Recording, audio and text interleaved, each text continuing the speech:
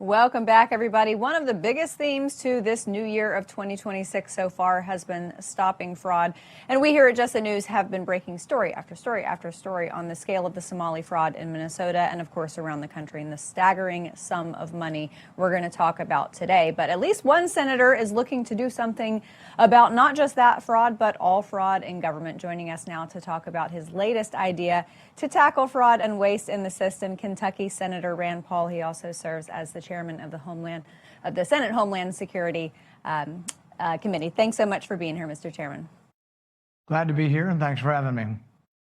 Absolutely. So, I mean, for your entire time on Capitol Hill, you have been a war hawk when it comes to fraud. Your Festivus report, which I think you've been doing for over 10 years at this point. When you look at something that John reported on that I know you've spoken out about, the $700 million in cash exported from Minneapolis Airport, knowing your keen eye for examining fraud, at face value, it looks like this was a pipeline from taxpayers' wallets to foreign countries, foreign entities, foreign leaders. Is that what it looks like to you?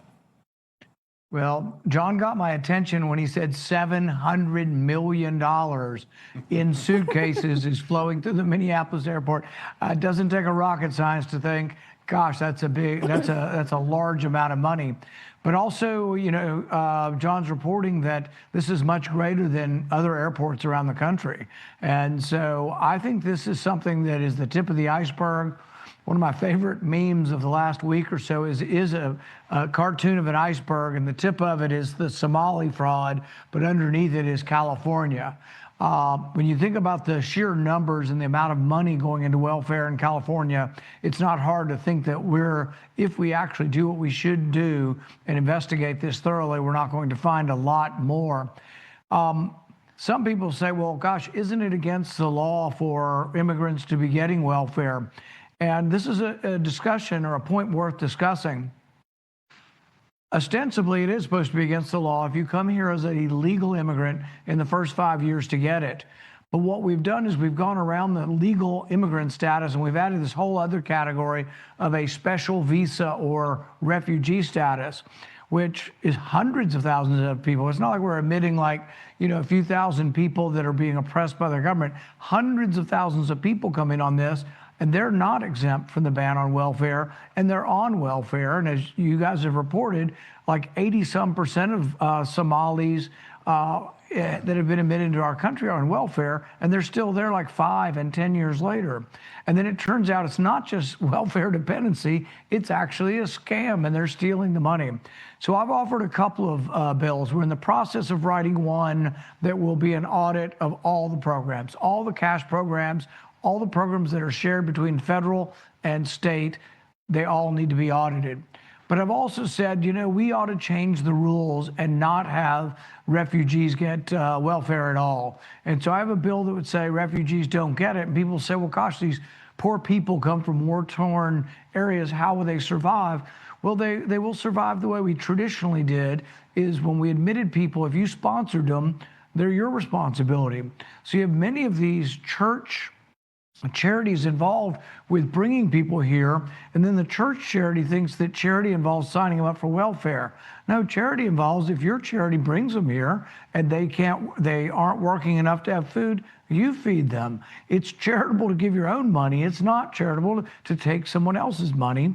And if you look at the overall scheme of things, we're $2 trillion in the hole. We can't take care of our own, much less admitting hundreds of thousands of new people. So I'm following this closely. I found out in the last couple of months that the refugee money, the $5 billion, is still in the appropriations process. In the Republican Senate, virtually every Republican senator voted to keep the refugee money in. Right now, that bill is not. It was supposed to come up this week. They delayed it because I think they heard that I'm going to bring an amendment to strip it. And so it'll still be in the money January 30th. If there's 4, 5, 6 billion in there, I will do whatever it takes to get an amendment vote. And usually if I threaten to slow the process up, I can get a vote. But I think all Republicans and Democrats ought to be voted on whether we're going to look at Somali fraud and look the other way and just keep funneling the money to the refugee welfare programs. Yeah, it's such a big idea, sir, and I know a lot more colleagues are attuned to it than in the years past when you've been highlighting this fraud for years. I mean, whether it's welfare fraud or just contract fraud, grant fraud, you have been the king of shining a light on it. Is there a changing culture in Congress? Do you see some of your colleagues paying a little bit more attention and getting a little more serious about it now? I don't think the culture is changing. It won't change unless it gets scrutiny. So while you've been great at pointing out what has happened, there also has to be an array of people like you who point out how people are voting. And so one of the things that I've seen has gotten traction, and we published it, is, last year I had an amendment to strip out all of the DOJ found foreign aid cuts. It was $16 billion, and we voted, and about half the Republicans voted to keep the foreign aid money in. Now, they have all these excuses. Oh, we don't want government to shut down, but we're in charge. We have the presidency, we have the Senate, we have the House. We should not be sending all this foreign aid out there. And so I've started putting the votes on. I haven't been as active in putting the votes forward, but other people need to do this. What ultimately is the oversight of Congress that chastens people's behavior and makes them think is if people know. But a lot of times the committee votes, like the committee vote was, page 382 out of 500 pages. It's hard for the public to find these votes, but we need to publicize committee votes. We need to publicize floor votes. And what I've tried to do, and I've had more amendments voted on, I think, than anyone in the Senate in modern history, is I fight hard to get amendment votes on foreign aid, and I'm going to fight hard to get one on this refugee money, stripping out this refugee money. That's huge. Mr. Chairman, if you are successful in obtaining these audits, and at the end of that, you determine that they are irredeemable, these programs, whether it's Medicaid or any of these other social programs, if they are completely irredeemable, you got to wipe the slate clean and start from scratch. What percentage of people do you think would still be on it compared to what's on it now? I don't know the answer, but I do think that the principle that you brought forward is important in the sense that people complain about waste all the time. They say, we're going to get better people next time, and we're going to appoint this bureaucrat. He's appointed by a Republican administration, or she is, and she'll do a better job. Ultimately, they only do a better job if you give them less money. So like the National Science Foundation does studies on whether or not, if you give cocaine to Japanese quail, whether or not they're more sexually promiscuous. They study whether or not, you laugh, but it's true. They study whether or not if you feed tequila to codfish and you feed gin to codfish, which one of them makes them more rambunctious and crazy? You don't get more oversight by saying, oh, the National Science Foundation will do better if we just give them the same amount of money. In fact, it's worse.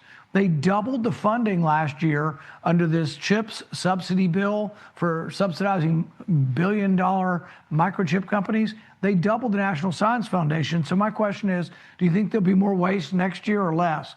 So what I've proposed for everything is to balance the budget, you have to have 6% less spending. And what I like about doing it across the board is everybody comes in and has a sad story, and many of them are, research money for Alzheimer's. I have family members with it. Everybody does. And it's like I have sympathy. We're a wealthy country. Can't we afford it? And so if we spent $100 million last year, I'll say, could we spend $94 million? And most of the families that come in say, well, that's not that unreasonable. We'll still be doing Alzheimer's research. We're just going to do 6% less so we don't bankrupt the country. But I think it's the same with refugee money. 6% would be a minimum. But I think given the egregiousness of the Somali fraud scam up there, I would wipe the whole thing out because I think we have other things we're short of money on. We should not have a flashing beacon to the world saying, hey, if you can get refugee status, you can come and live on the American dime. I don't think we really should have the program at all. We'd still have a refugee program, and it needs to be judicious, can't be wide open, and it needs to be one family or one person at a time. It can't be, hey, Somalia, send us all your poor. Yeah, that's so important. Before we let you go, sir, the other day, Tom Emmer, the House Whip, came on and said he's been briefed on at least $5 million that left the Somali community that ended up in the hands of al-Shabaab. we now sort of have a good roadmap of how this cash system works. Goes Columbus to Minneapolis, Minneapolis overseas. Are you planning to subpoena or interview those cash couriers? There's only a handful of them apparently that were moving all this cash. Do you intend to find out where they were getting their money and where it was going? Yes, we're going to do whatever it takes to get to the bottom of this, and that's the reporting, some of which I've heard from you, is that there are 4 or 5, 10 maybe people. But I don't understand how you can say, oh, I have $1 million in my suitcase, and they just say, okay. And I think it's probably going to be very true that when you're moving a lot of cash, you can't just take it to your local bank, usually even in another country. So I imagine it's going to go through an illegal network. And not only is Al-Shabaab an illegal network, but a network that threatens Americans around the world. So yeah, we're going to get to the bottom of this, and it will mean subpoenaing these things. The only difficulty I would tell you we always have is that as we've started our investigation, we're already bumping up against the federal government says they have an active investigation.